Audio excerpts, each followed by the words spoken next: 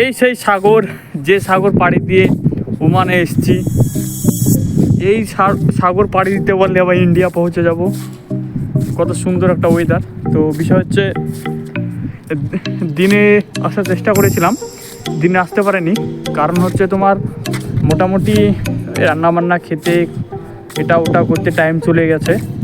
সেই জন্য এটা হচ্ছে উপরের বিল্ডিং, যেটা তোমার এখন এটা ওমানের একটা সমুদ্রের কোলে, যেটা হচ্ছে তোমার 5 তলার উপরে অবস্থিত।